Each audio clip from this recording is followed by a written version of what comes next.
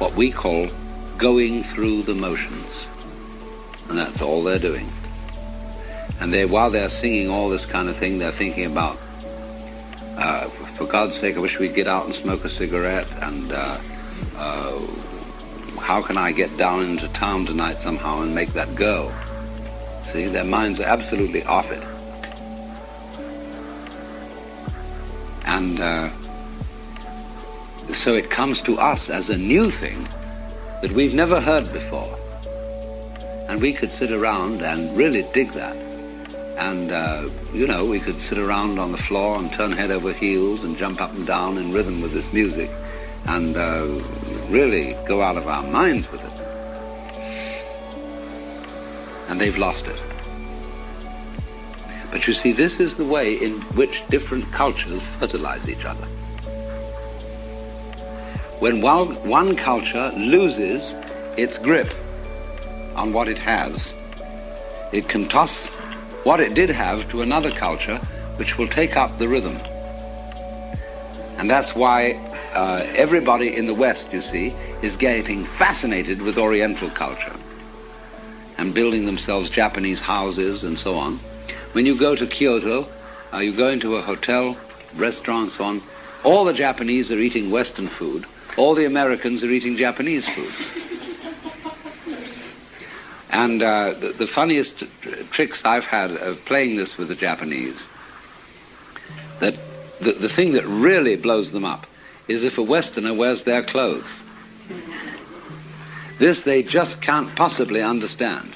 They wear our clothes, and they even blue jeans and all that kind of thing. And here they are all dressed up like Westerners, especially in the business suit thing, which is the acme of success and respectability and really being up with the world. And then some American comes around wearing a kimono, and they giggle. Now, giggling in Japan is not laughter. It's a sign of embarrassment. How could you? What's going on here? I don't understand. And because they've lost the rhythm of this thing, and they have to go into our rhythm. Now, we, in the meantime, will get into their rhythm and delight in tatamis on the floor, kimonos, tea ceremony, the Buddhist religion, chants, gongs, and so on, and we'll get an entirely new thing out of that, just like they got it from China in the first place. And the Chinese got it from India. And then the historical traces of the thing are lost. We don't know where they got it from. But do you see, there is no such thing as a pure culture.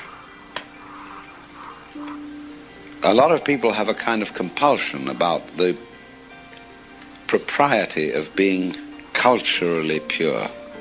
And they say, well, now look here, after all, you're an American, and you shouldn't go around wearing Chinese or Japanese clothes.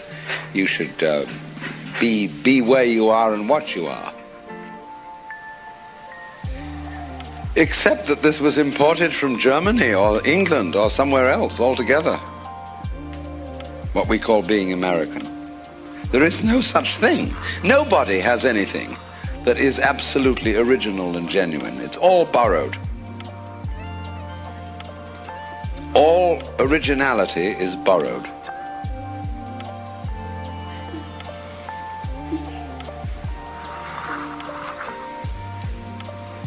Think that one through. Really think it through. Everybody is in debt to someone or something else. Who helped you on in life? You know, you had a parent, you had a father and mother, and they put themselves out so that your life is in a way borrowed and you're in debt. And if you really think through how you got into business and made your living, somehow you're in debt. And yet, on the other hand, you have to claim that you're responsible, you put energy into it, you started it. And so this is the same paradox that I was talking about this morning, that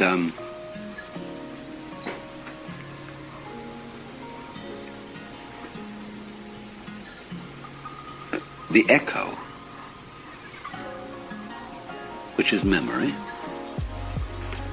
is simultaneously what tells you you exist and what traps you.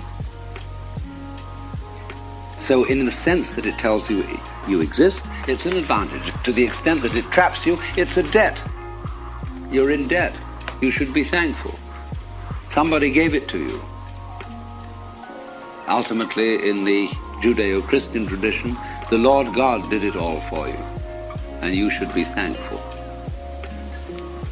And say, anything bad that I did was from me.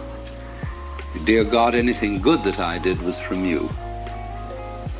You see? What a marvelous mix-up that is. But all I'm saying is this.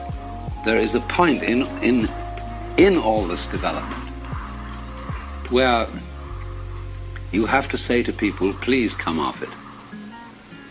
In other words, these boys here in Koyasan, I was aching to know enough Japanese to say to them, do you realize what a great thing you have here? Couldn't you possibly enjoy it for a few minutes? And let's get together and all join hands around here and go through this again, these sutras, and really make it. But instead of that, they're going boom, boom, boom, boom, boom. And they think it's, I don't know what they think it's all about. It's just the same way, I suppose I could play you a recording of British choristers singing at King's College Chapel in Cambridge. Beautiful, you know, with those gorgeous voices. They're little boys. And they're doing it because they know that's what they have to do. It takes you much older to realize what the great stuff this is. You have to be very much older to see that hymns about what miserable sinners we are really quite great. So I'm talking, you see, about the same process of what has been called flip-flopability, whereby we switch from one attitude to another, one situation to another, and this pulse switch situation is the very nature of existence. That's why your heart does that. That's why all sounds, all light, everything is going bloop, bloop, bloop, bloop, bloop, bloop. See? And so, because of that bloop, you know you're here. Well now, to round off this whole seminar on Mahayana Buddhism, I have to bring up one further subject altogether. We've discussed, you see, we started out at the very beginning with solid emptiness, which was the Madhyamika doctrine of complete letting go of all opinions, of every kind of psychological and intellectual and spiritual security, because there's nothing you can grasp. We next went on to the Vijñapti Matra school, which is that everything is in your mind. And I showed you the difference between that and Western subjective idealism. That mind means something different in the Orient than it does in the West, because matter means something different. Matter in the Orient means form, shape, outline, structure, rupa in Sanskrit. And so mind means not the opposite of matter, exactly, but in a way, what we would call the most material thing there is. And so the diamond is used as the image of the mind, because the diamond is harder than all other materials and can cut everything else, and is completely transparent. So this is their image of the mind, whereas our image of the mind tends to be the opposite of the material, to be, instead of hard, something that you can wave through like air. Their image of the mind is the diamond. And then we've gone on from that point to see the Avatangsaka philosophy of the complete interdependence of all things in the universe. That is to say, that from any grain of dust you can reconstruct the whole universe. Because any given grain of dust, every discarded nose picking, every hair on a mosquito's wing, anything you can think of, exists only in context with everything else. So that you could, if you knew enough, reconstruct the whole universe from this discarded nose picking or whatever it was. See? That's called Jiji Muge, the complete interdependence of everything. Then we have been working now with the idea of Tantra, of the web, of the inner meaning of sexuality, and therefore of attachment or detachment. How those people who say, well, you shouldn't get involved with the girls, that's being attached and it's not spiritual. And those people who say, on the other hand, you should get completely attached. I've been trying to show how this game has its own inner meaning. So finally, we've got to come round to one form of Mahayana that I haven't really discussed at all, to complete the whole scene, which is what is called the School of the Pure Land. And this is the most popular form of Mahayana Buddhism in the Far East.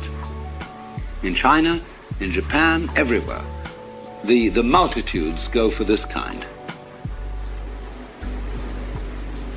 And it's all under the presiding image of one of those Jnani Buddhas called Amitabha, whose name means boundless light, and who is a sort of subdivision or aspect of Mahavairocana, who is the great Sun Buddha, and is therefore probably derived historically from Ahura Mazda, from Persia, the great sun god of the Mazdaeans and the Parsis. But although that may have been what set it all off, it has been greatly transformed by being canalized through Buddhism. Now, you have all seen photographs of the Buddha at Kamakura, the Daibuts, that enormous bronze figure that sits in a beautiful park with pine trees, the temple having long been demolished by a tidal wave, for which thanks be to God. Because if it hadn't been for the tidal wave, nobody would ever have really seen this figure. But there is at Kamakura this huge bronze figure. It's about 42 feet high. And here this creature sits, surrounded by a great busyness. Thousands of school children are all the time on tours, streaming by, photographers, people selling this, that, and the other, souvenirs, exhibitions of dwarf trees and everything. They're all going on around. And here this thing sits and looks down forever. And nothing can hush it. I mean, let's put it this way. It hushes everything. That no matter how much turmoil of children, etc., is going on in this park, this huge face presides over everything. And you cannot ignore it. It subdues you into peace without doing it in an authoritative way. It doesn't say to you, shut up. It just is so peaceful that you cannot help catching the infection of peace that comes from this figure. And this is the figure of Amitabha. Not the historical Shakyamuni Gautama Buddha living in India, but one of the Jnani Buddhas who is not manifested in the world.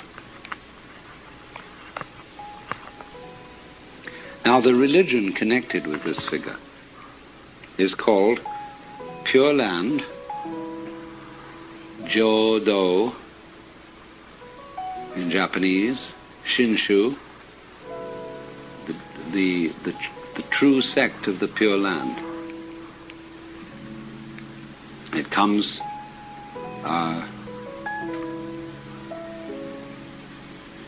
again, the origins are always in India. But the Japanese, under the genius of Honen and Shinran, who were medieval Buddhist saints, developed their own special variety of it. And this is a very strange religion, because it takes its basis as follows. We are living now in the most decadent period of history. That's what they say. And this comes back from the Hindu idea that this is the Kali Yuga. This is the end of time, where everything is completely fouled up. And this started in about 3000 BC. February the 23rd, 3023 BC, the Kali Yuga began, and it's got to last yet for 5,000 years. And then everything will fall apart. The universe will disappear out of sheer failure. So that now, nobody can be virtuous. Because everybody who tries to be virtuous in this epoch of the world is merely showing off. It's not really pure. It's just pretending you're virtuous. It's a big act. In other words, so you give money to charity, not because you really love the people you're giving money to, but because you are under a sense of guilt and you feel you ought to. And therefore, because of that inescapable bad motivation, nobody can possibly liberate themselves from the chains of karma. The more you try to get out of your karma, that is to say your conditioning, your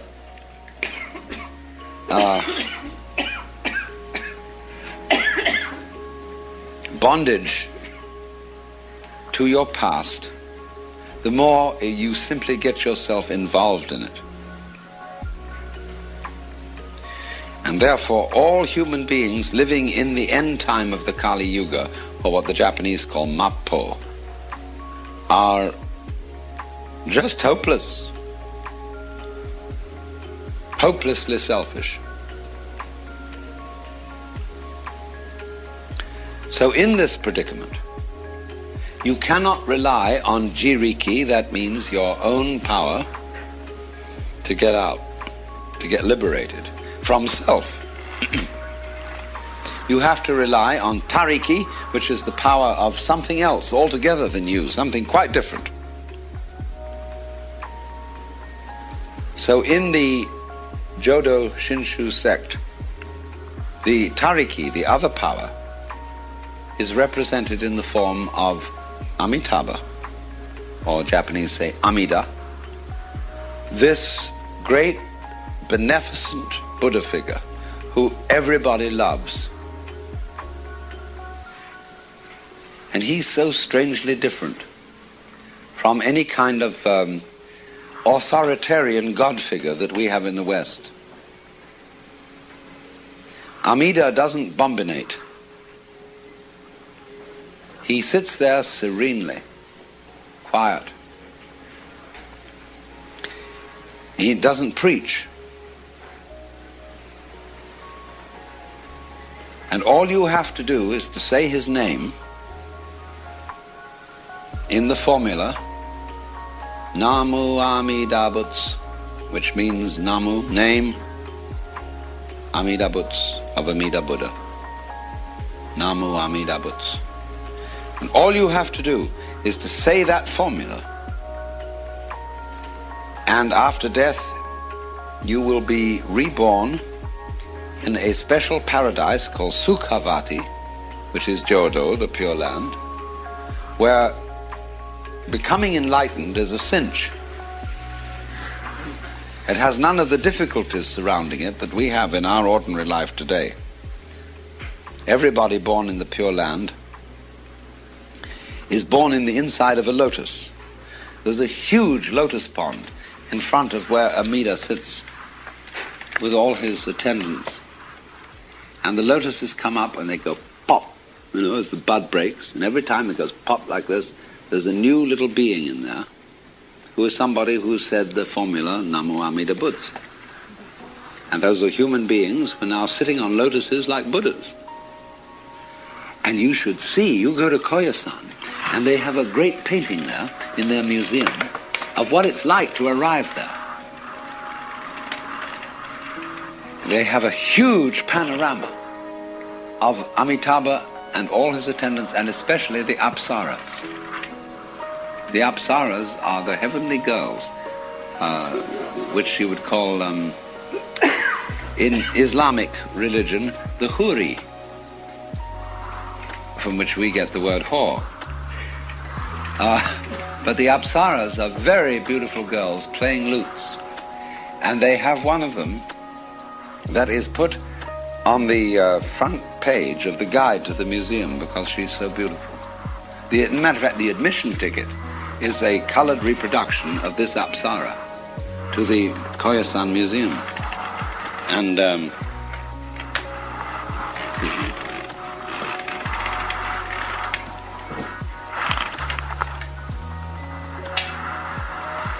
and she is a girl playing a lute,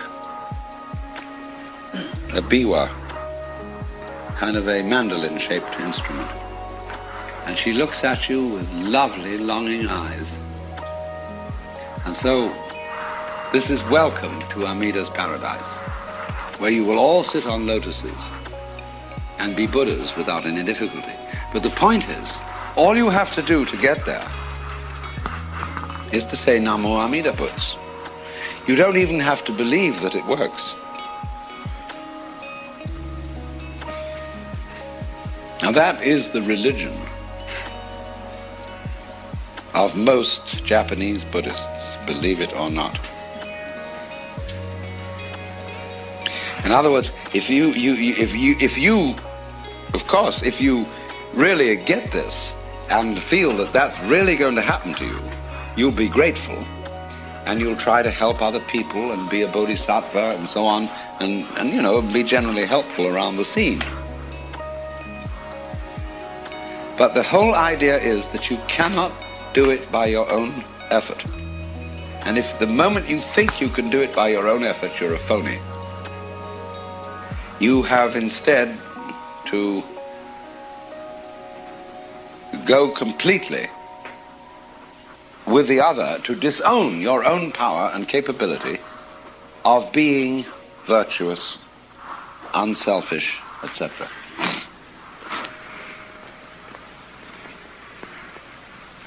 So then, this kind of religion develops a peculiar kind of saint. And they call these people Myo Konin. Myo means wonderful. Ko means fine. Nin means man or person. There can be a woman, Myo Konin. It is not sexually restricted to men. So a Myo Konin is a very special kind of character. There are stories told about Myo Konin.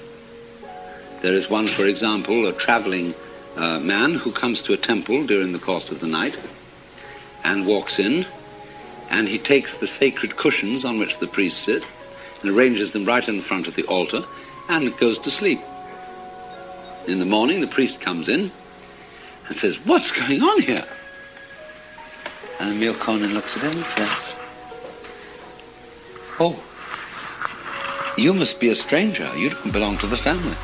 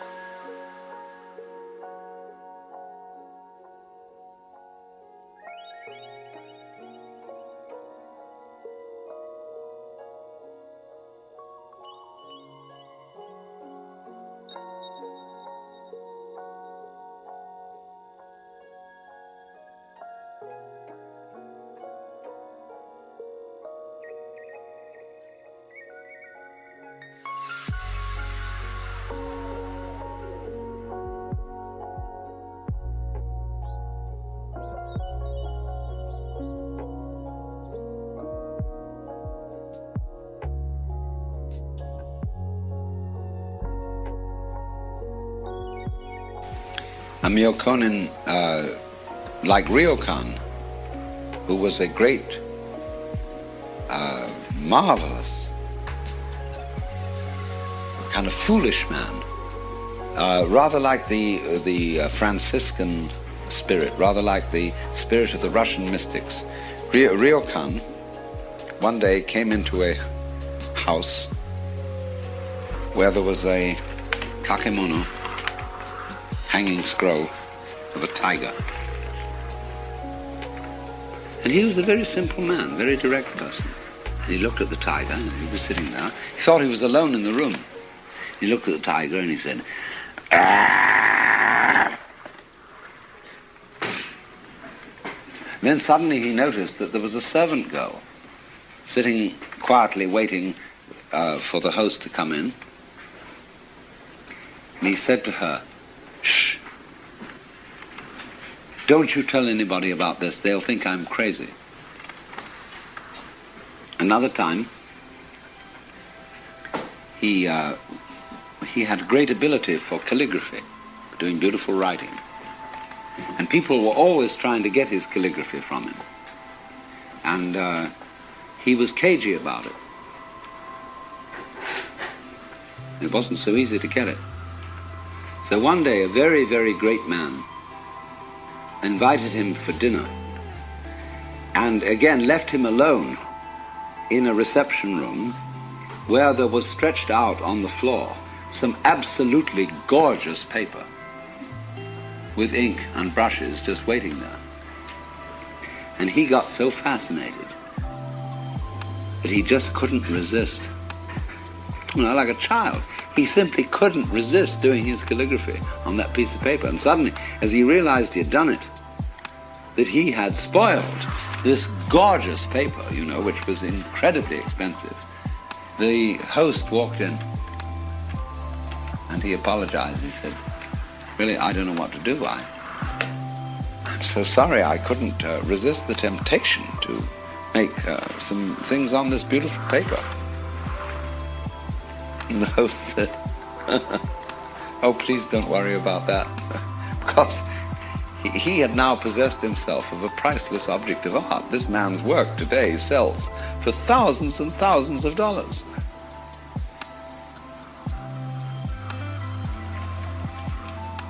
So this is the spirit I'm telling these anecdotes to try and illustrate the spirit of what's called a myokonin. Somebody in the swing of realizing that all the very great thing in life is not your own doing. That it comes from the side of things, the flip, in other words, of experience that you call other. There are some people who believe it comes from the split in experience you call yourself. That's the Jiriki people. The Tariki people believe it comes from the other. But now what happens is this. When you penetrate deeply into the doctrines of the Pure Land school, the simple people believe that there really is Amitabha Buddha sitting on his golden lotus surrounded by all those apsaras. Exactly from Japan, 108,000 miles to the west, there is a paradise where all those people sit and where you will be reborn when you die. And the simple priests of the sect in the country villages today still insist that that's what you should believe. But the sophisticated priests don't believe that at all.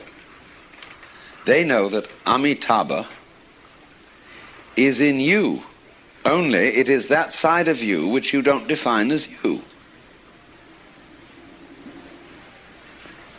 When you say, I have a body, instead of saying I am a body, that's because you feel that your body happens to you. That it's something you got mixed up with, that was given to you by your parents. You don't say, I beat my heart on purpose. You feel that your heart is something that happens to you. So all that side of things that you experience as a passive recipient of it is tariki, other power. And so they're making the point that that is what liberates you. And the meaning of this is, when you say that it is the tariki side of things, everything you define as involuntary, that happens to you passively, if you say that's what liberates you, the meaning of that is that that side of experience is also you.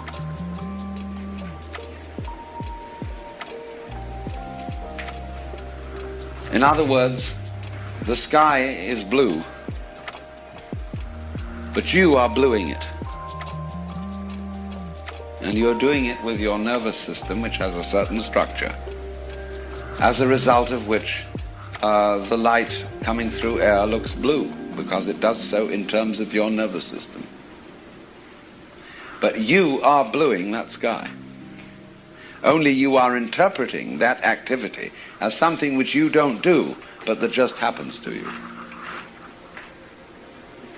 So a person who gets completely hung up on the idea that he doesn't blue the sky, that there are certain things he does on the one hand, and they are a rather small, restricted group of events, but on the other hand there's a huge set of circumstances which happens to you, and you disown that and say, I'm not responsible for it. Therefore, as a result of saying you're not responsible for that, you become its victim. And you start objecting to it, and you play the game that this was all put on me. So this way of Buddhism is to teach you that what is put on you saves you. And if you will just get with that and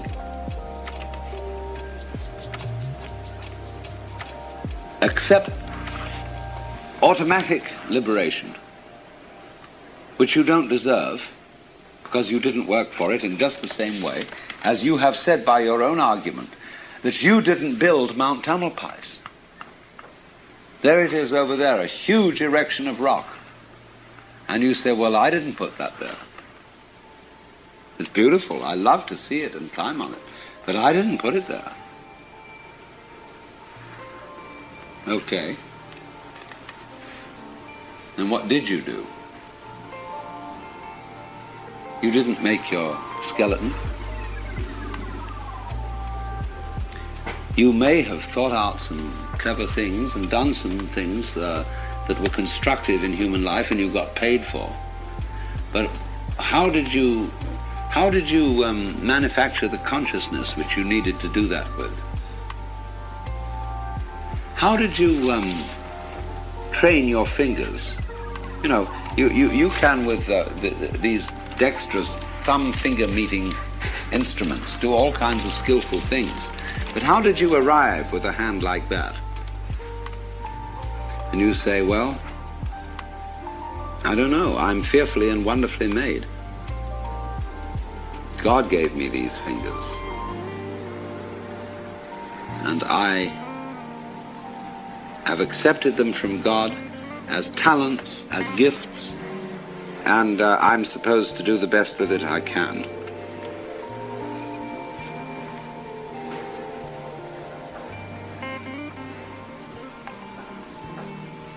But in all this, who are you? Who is the recipient of these gifts? Well, of course, nobody would ever think there was a gift unless there was a recipient. Just as nobody knows there's a sound unless there's an echo. Just as nobody knows there's I'm here unless you're here. It's all the same duality. And all these dualities are basically a non-duality. That is to say, they are one process under the surface, diversified. So then, in this kind of Buddhism, which is called Tariki, the Buddhism of faith, we come to exactly the same conclusion that the Jiriki people come to.